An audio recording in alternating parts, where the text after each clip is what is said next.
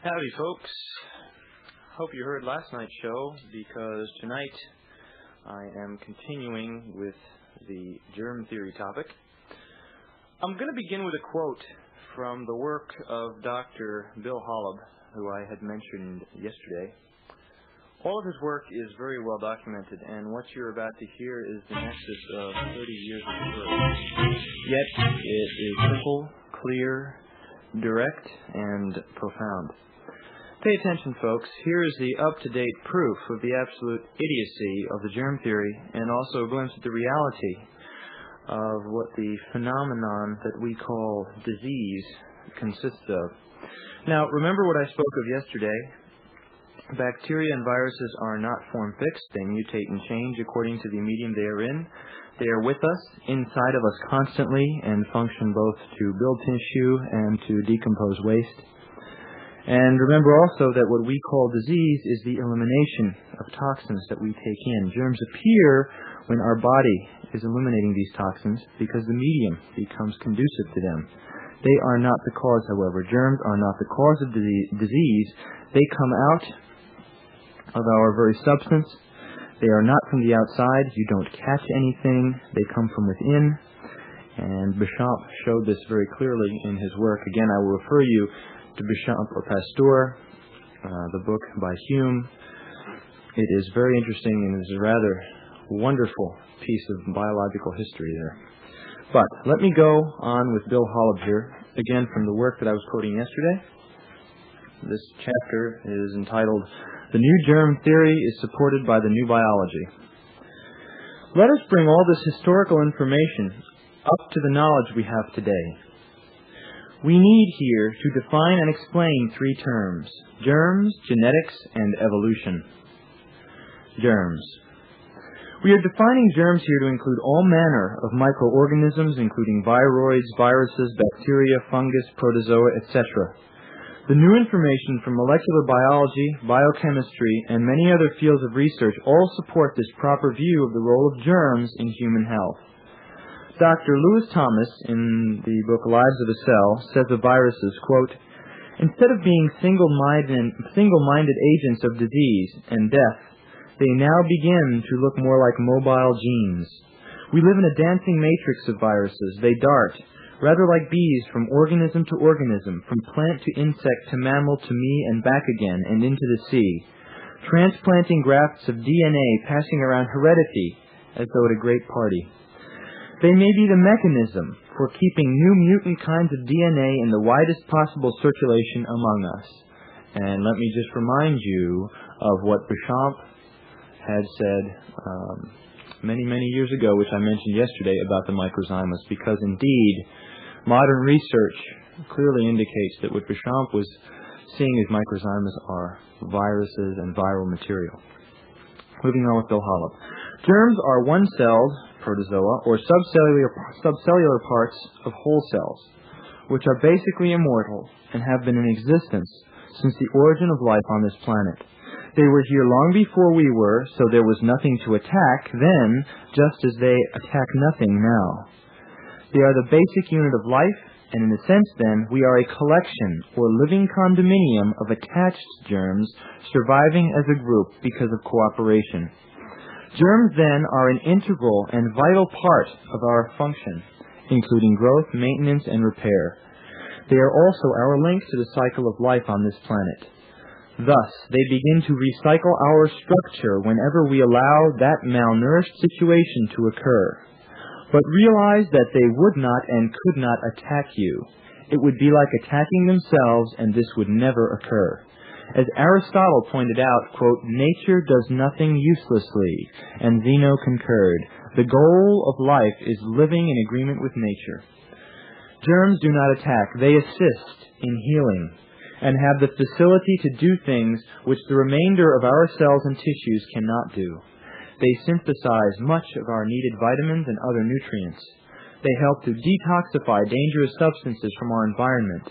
They provide a needed communication with our environment, both internal and external. They help in our constant adaptation to a constantly changing environment. They even allow for the exchange of important information from one part of our body to another, and from one organism to another, and from one person to another. God knows we need the germs, for they are us.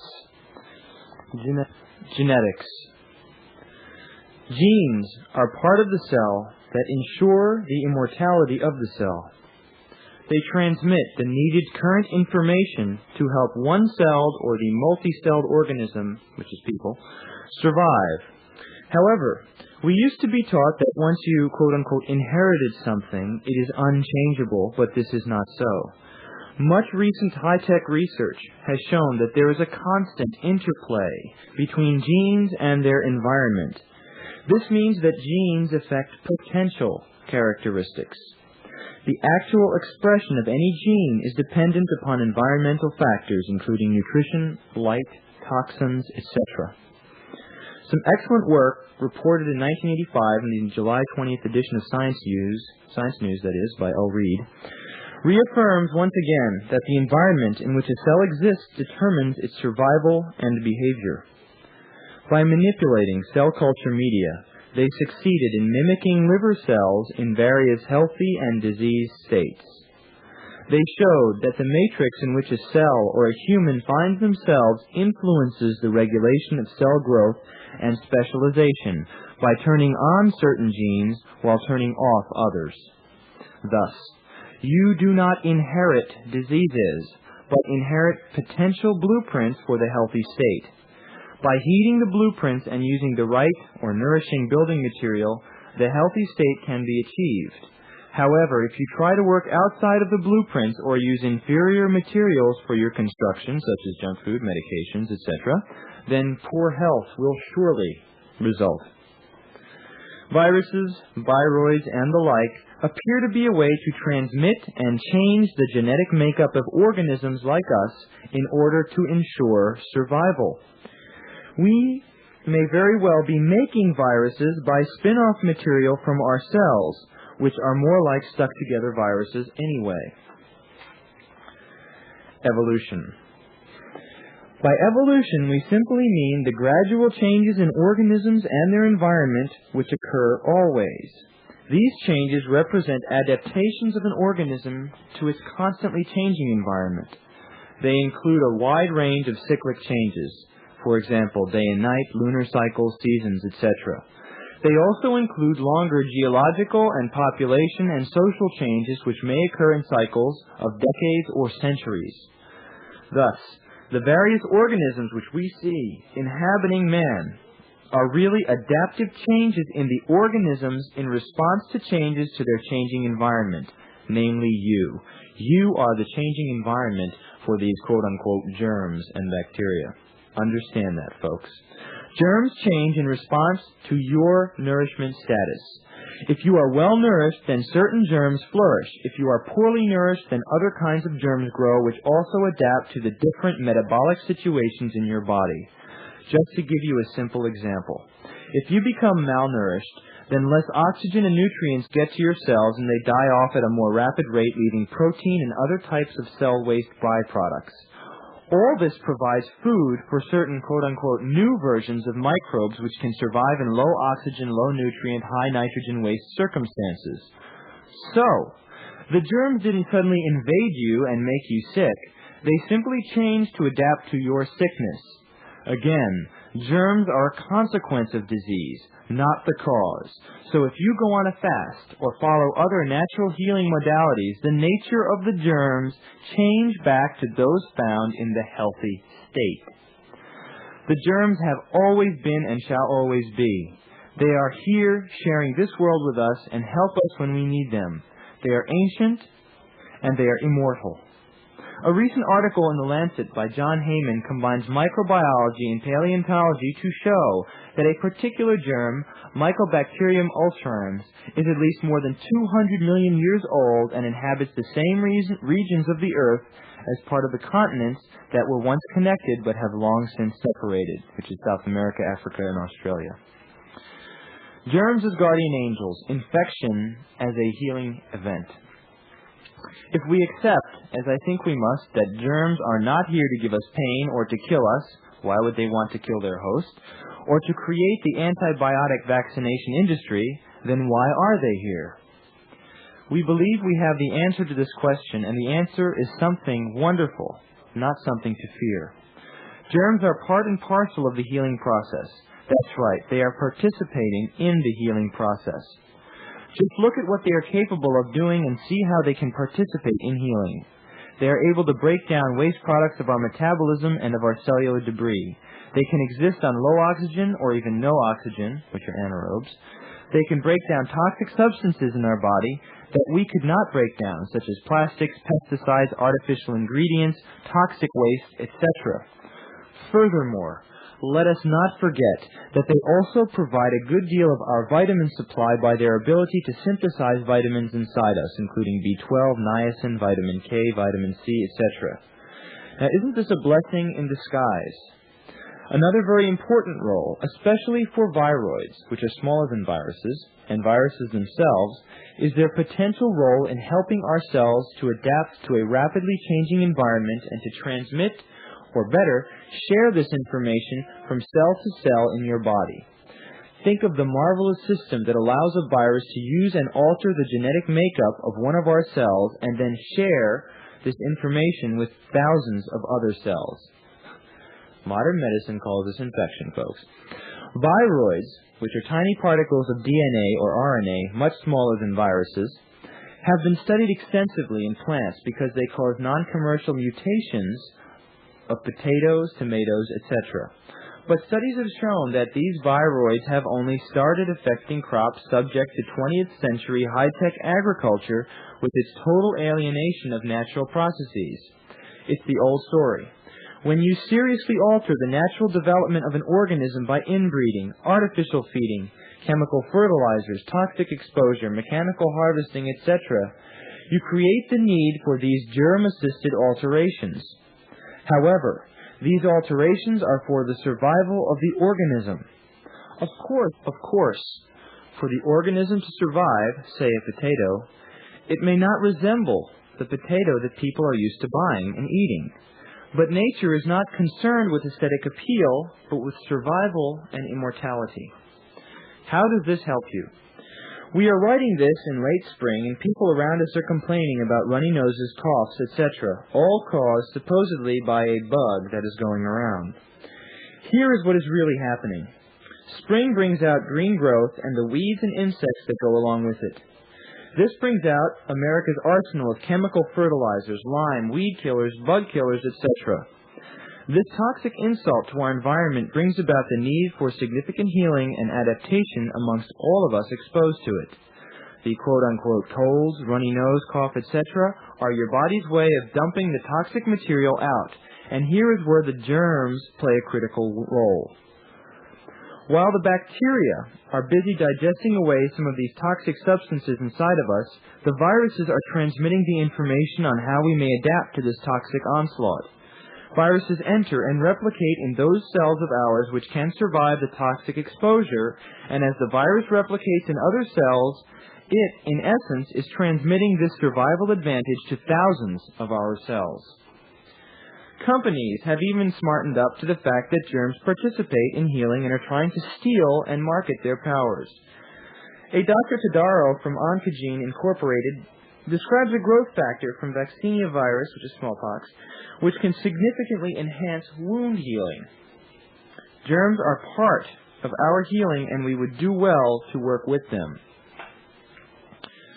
The myth of contagion and transmission of disease. This updated version of medicine's old evil spirits and spells suits their non-humanistic and high-tech mechanistic treatment of patients today.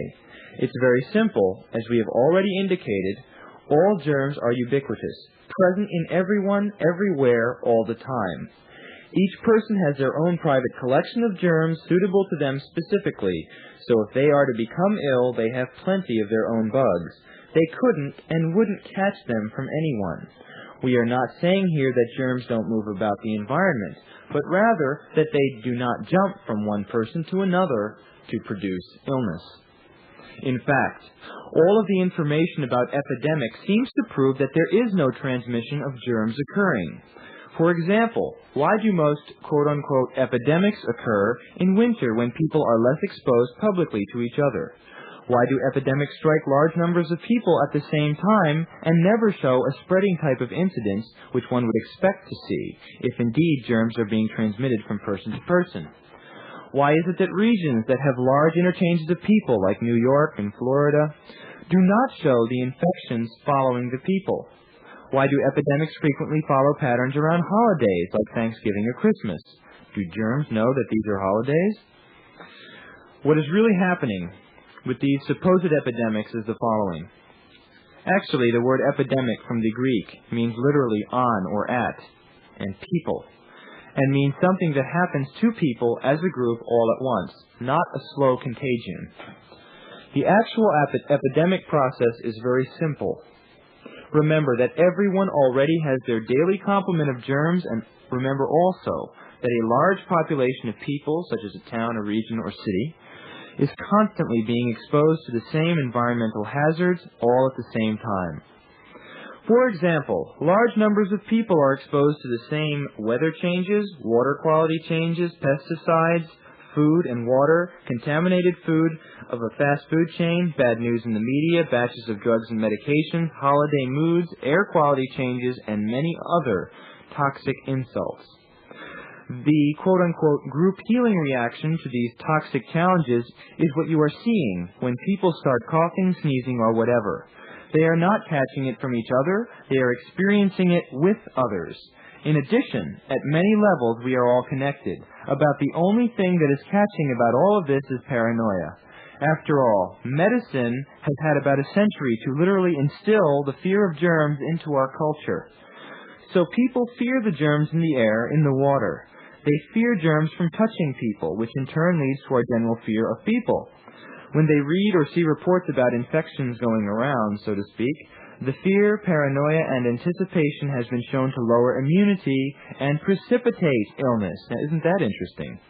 Our self-imposed stress about holidays has the same effect. Another important facet of this germology, which shocks so many people, is that science actually cannot isolate the germ involved in any disease.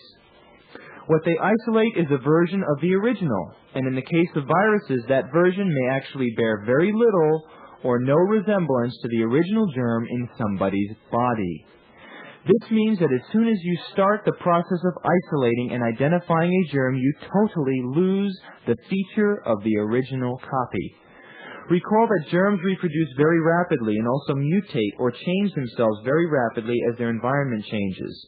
Thus, the very involved process of culturing and transfer involved in the science of microbiology totally changes the germ so that by the time it is isolated for study, it is no longer the germ that was originally taken from the human subject.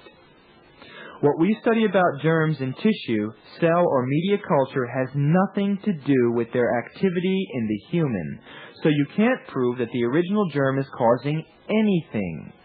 This paradoxical problem in biology is known by any good scientist, namely, that the study changes the circumstances and, at least as far as germs go, one cannot study them in their natural habitat.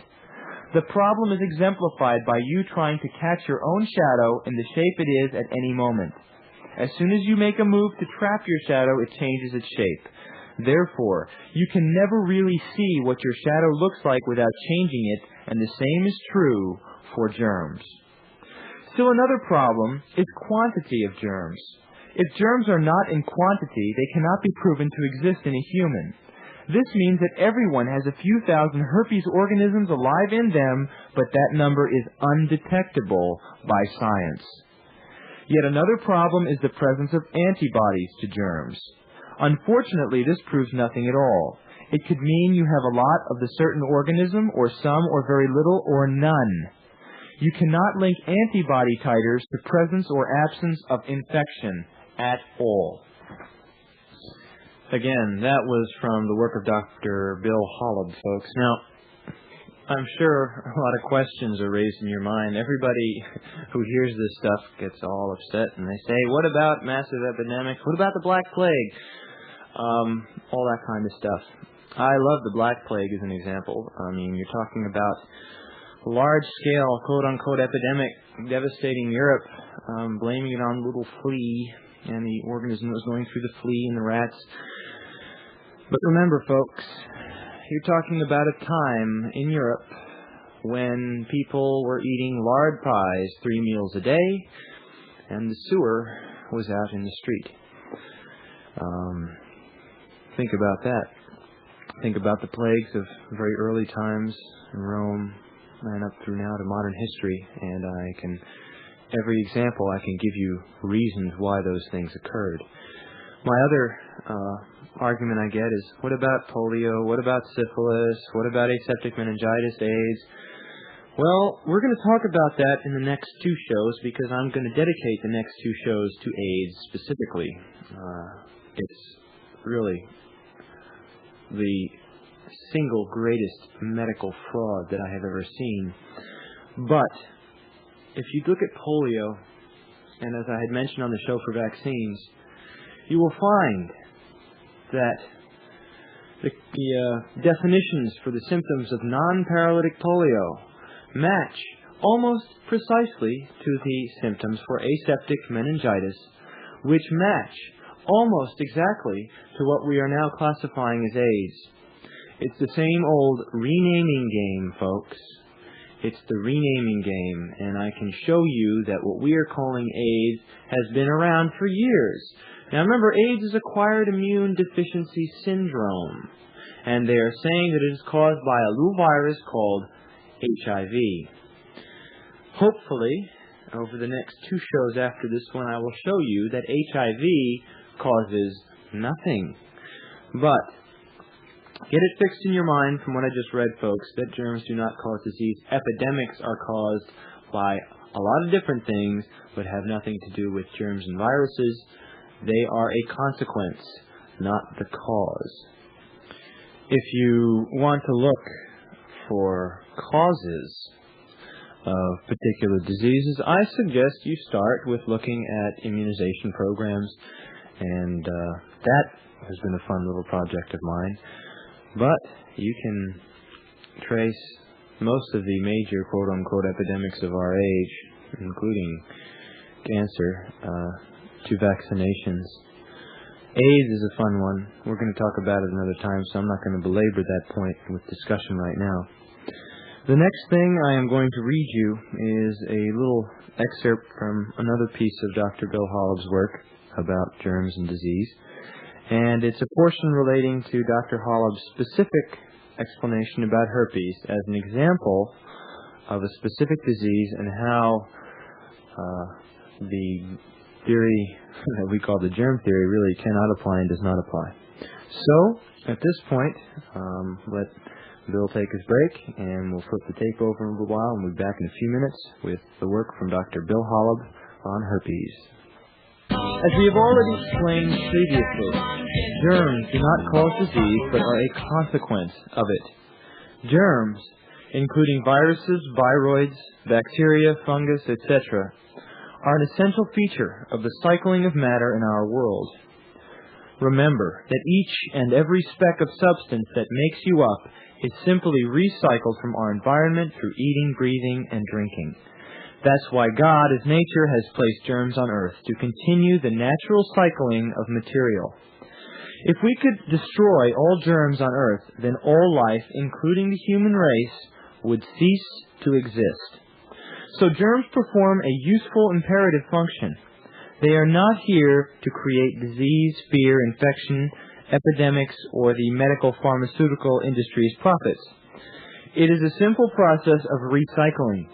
When a person becomes chronically malnourished, nourishment, of course, meaning the natural balance of all inputs required to sustain optimum health, i.e., water, food, activity, love, touch, spiritual stuff, etc., the germs which have always resided in the body view that person as food or organic matter which needs to be recycled. If the person becomes sufficiently malnourished, then they may die, and all manner of germs will proliferate upon them. But those germs did not kill them. They died from severe malnourishment, and the germs only began their job of recycling the material of the body. Therefore, herpes is an innocent bystander, only doing its recycling job when you begin to become malnourished. Herpes is not the enemy. It did not invade or attack. It has no goal of creating misery and pain. It has no reason to proliferate on a person unless they become malnourished enough. And I will add, malnourished enough to change the medium, the body, that the herpes is in, so that it can proliferate. Continue with Dr. Holub. The person with herpes, AIDS, or cancer is their own enemy. You cannot catch herpes. That's right. You cannot catch herpes because you always had it. Germs are ubiquitous in our environment, which means that every single person always has them as part of their structure from birth. So even though germs always move about in our environment and from person to person, they are already present in everyone. That's right. Even if you think that you were never exposed to or quote-unquote had herpes, botulism, syphilis, strep, etc., you already have them inside you. Realize that every last part of your body is always teeming inside and out with trillions of different germs. They live on you as we live on this planet. So why doesn't everyone get herpes? Remember, herpes only will proliferate on a person that is sufficiently malnourished. Malnourishment can also be viewed as a result of bad balancing of toxic intakes, smoking, drugs, medications, etc., with nutrient intakes like water, food, vitamins, sun, etc. States of malnourishment are similar in people, in countries, communities, neighborhoods, families, workplaces, and relationships.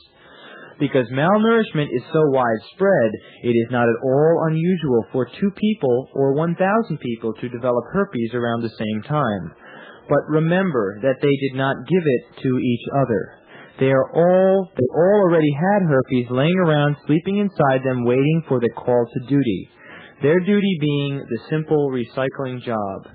Malnourishment simply wakes them up and gets them to work. Why herpes? Could medical immunizations be to blame? In the world of germs, just as in the world of people, there is a hierarchy of existence. So trillions of germs are always competing for turf throughout our environment and within all of us. At any one point in time, the germ that happens to be on the top of the heap, so to speak, will be the one to proliferate on all those malnourished people. This occurs over long spans of time, which medicine refers to as epidemics. What medicine does not understand is that these popular germs come and go as a natural process, and they are not contagious by natural routes of exposure, and they are not at all stopped by immunizations or vaccination programs of recent history, which you heard on my last show, or the show before that, rather. In fact, it is interesting to note that the current herpes simplex virus is a very close companion and relative to the cytomegalic inclusion virus, which has been linked with AIDS, and to the virus of infectious mononucleosis, and to the poliomyelitis virus. That's the poliomyelitis virus. America may well be suffering from unusual and unnatural germs inoculated into us by the 1950s polio vaccine program, which not only created an increase in polio cases, which were already disappearing at the time, as I noted, but may have left America in a typical 30-year legacy, being experienced as the current epidemics. I should point out that similar vaccine-introduced viruses have been implicated in cancer, particularly in children. So, quote-unquote, modern medicine, through ignorance of natural processes, may have given man not freedom from specific infectious diseases, but rather a series of synthetically altered germs introduced into our bodies in ways nature could not have foreseen. Now, with medicine meddling with genetic engineering of germs, they may yet develop a germ whose job may be to destroy mankind. A germ made by man, not God. We should all hope not. Now, on this note, I'm going to read you a bit about some of the more nefarious characters in the world of modern medical research. Let me read you a bit about Dr. Wolf Smunis from Dr. William Campbell Douglas's book, AIDS, The End of Civilization, I believe is the title. Very interesting stuff. Dr. Smunis was a Polish Jew who supposedly ended up in a Siberian labor camp during World War II. But after the war, he somehow became a privileged person, was sent to a medical school in Tomsk, Russia, and married a Russian woman. Hardly typical treatment of an enemy of the Soviet state. Smunis' biographer said that Wolf was always reluctant to discuss, quote-unquote, those dark years in Siberia. Maybe he was reluctant because he wasn't in Siberia. If he was, he certainly wasn't shoveling salt. In 1959, the Soviet government allowed him to practice in Poland in a public health capacity. Standard policy in all communist countries is never to allow all members of a family to travel out of the country to the West at the same time. This eliminates 98% of all defection attempts. I have physician friends in Hungary, for example. He can go to a meeting anywhere in the world if she stays home. She can go if he stays home. They can both go if the children are left at home. But in 1969, the entire Smunis family was allowed by Communist Poland to go to a medical meeting in Italy. At that time, they quote-unquote defected and moved to New York City. With no American credentials whatsoever, he immediately got a job as a lab technician at the New York City Blood Center. Within a few years, this Polish immigrant was given his own lab. A separate department of epidemiology was created for him at the blood bank, and he, like the chrysalis turning into a butterfly, changed into a full professor of epidemiology at the Columbia Medical School. Curiouser and curiouser. In 6 years, this lab tech became a full professor and then went back to Moscow for a scientific presentation and was received as a dignitary, not a defector. Well, we tell you this amazing story because in retrospect it is obvious that Wolf Smunis was a carefully groomed communist agent planted here after years of preparation to instigate biological warfare against the American people. Smunis, with full cooperation and financial support of the U.S. Centers for Disease Control and the National Institute of Health, masterminded the hepatitis B vaccine experimental program used on homosexual men. He insisted that only young, promiscuous homosexuals be allowed to participate in the experiment. The experiment started in New York at the blood bank in November 1978. The experimental vaccine was produced in a government-supervised laboratory. The study was completed in October 1979. Within 10 years, most of these young men would be dead or dying from AIDS.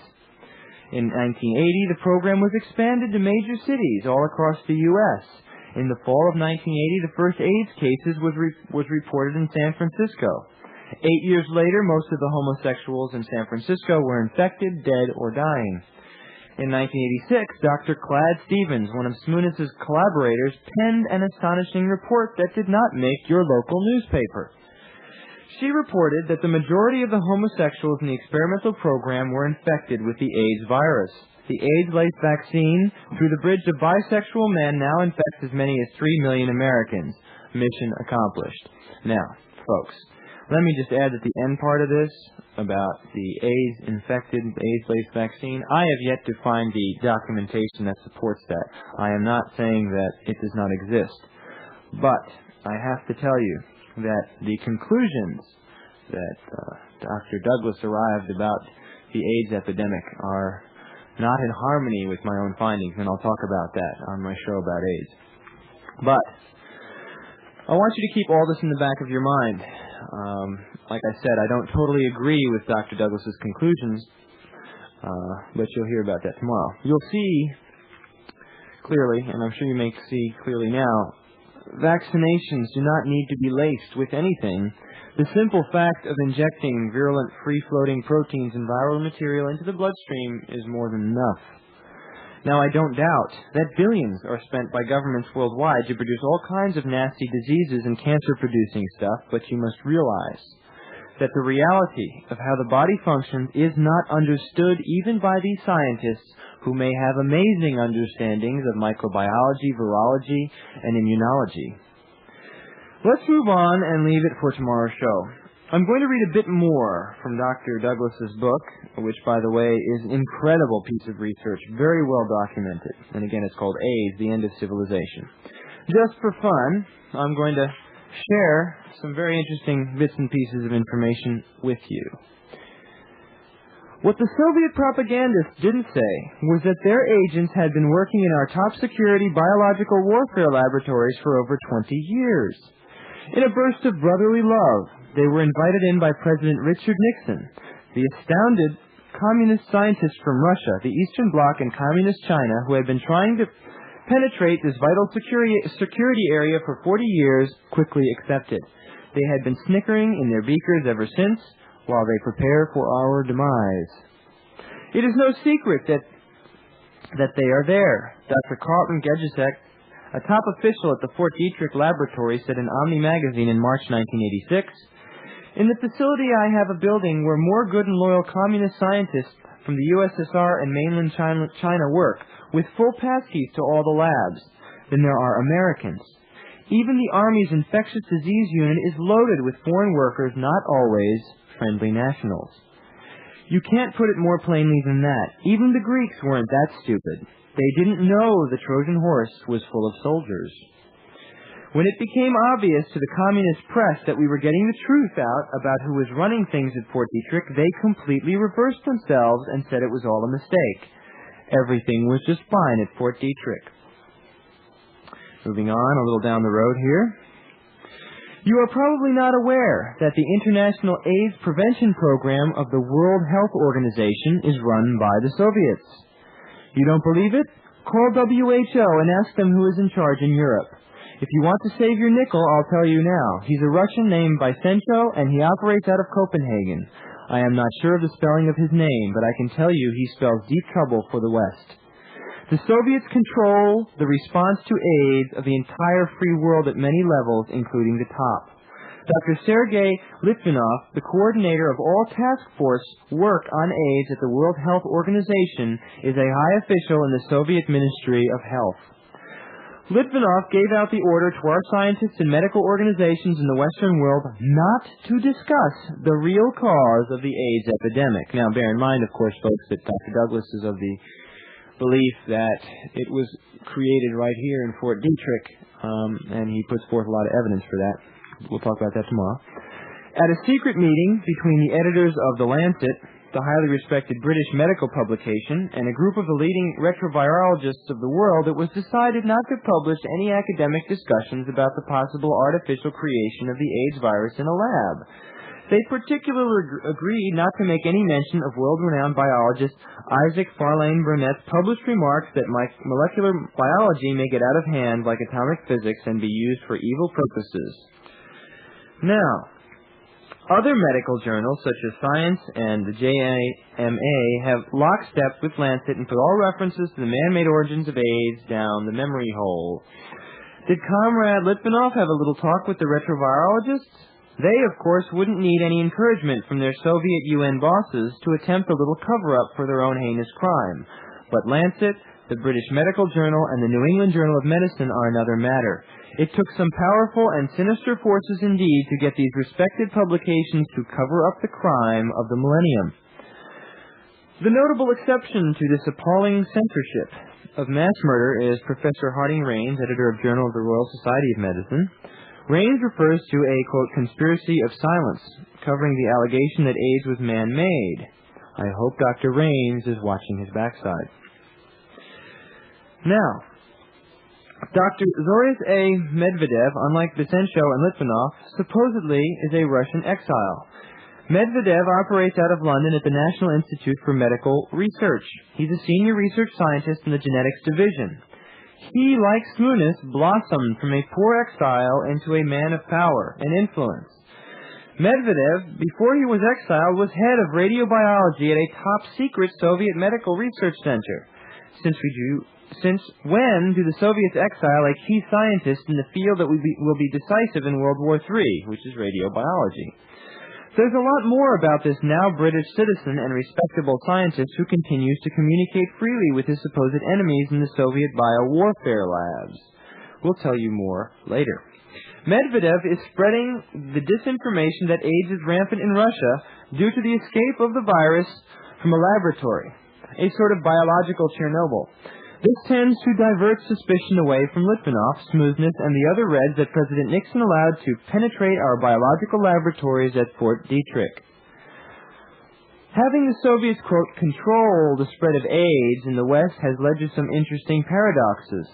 Our masters at the UN tell us that there shall be absolutely no restriction on travel between various parts of the non-communist world. Koop supports the Soviet policy of biological suicide. Are those the instructions he received when he made his trip to Moscow, where the WHO had set up its main AIDS research center? A very interesting question. But our Soviet protectors in the WHO tell us this open policy of international travel does not apply to the communist bloc of nations. If you or I were to visit Moscow and tested positive for AIDS virus, pow, out on the next plane. If they stay clean through their immigration policies and we die because of the immigration policies imposed on us through the UN-controlled World Health Organization, who needs atomic bombs for conquest? Unless the Western world gets its act together and closes down the UN, especially its genocide division called the WHO, freedom and decency will disappear from the planet Earth. But the problem goes much deeper. How do you close down the U.S. government laboratories such as the CDC, the Center for Disease Control, and the National Institute of Health, and the Fort Detrick Biowarfare Lab when the perpetrators of the crime are in control at all levels? I don't know the answer. I thought that was a rather interesting little quote there from Dr. Douglas. Now, again, I want to stress to you that I read that piece to let you know about some of the machinations that are going on in the world of medical research. I don't agree with almost anything that Dr. Douglas believes about AIDS because it just not has stood up under my research. I read this section a bit guardedly and with a little bit of a devious intention. Dr. Douglas has indeed done some fantastic research, and his book is fantastic. It's definitely something to check out. But my opinion is that his approach is a bit misguided. Now, I understand his outrage at discovering all of this insidious conspiring against the populations of the Earth, but my own research, and more importantly, my own personal experience, points me in another direction regarding AIDS. Folks, HIV does not cause AIDS. AIDS is an unbelievable scam, a hoax, a mirage. And remember, when we're talking about AIDS, we're talking about something called acquired immune deficiency syndrome, and we're talking about a virus whose acronym is HIV. You see, what most of these scientists have not recognized is the truly amazing healing powers of a healthy human organism. Of course, they have been making sure that we stay unhealthy for centuries by poisoning us, mostly via our foods and medicine, and that would be a great show on its own. Maybe someday I'll get to that. But understand that the picture is not so bleak. Your health is not at all outside of your own control. In fact, the reality is that only you can take the steps which will ensure that you will be able to remain healthy. Now, in fact, we are drowning in a mire of disinformation regarding diseases that are allegedly afflicting the human race. I hope you all agree that I have managed to at least give you some doubt regarding the historical presentation that has been handed down to us regarding vaccines and the germ theory. And this is all building up to something, folks, because tomorrow's show, I will be talking about AIDS. My first installment on AIDS, and there'll be another show about that because it is a big one. This is an issue that I am absolutely outraged by. And if you had seen what I have seen over the last 10 years, you would understand why I am so outraged with AIDS. The time is right for the truth to come out about this scam called AIDS. And if you tune in tomorrow night, I'll begin the first of the two-part series I've taped here for Bill about it. We're going to show you how AIDS is not a gay or even a sexually transmitted disease. Show you it's not a new disease. Show you it's not a worldwide epidemic. Show you it's not caused by HIV or any other germ.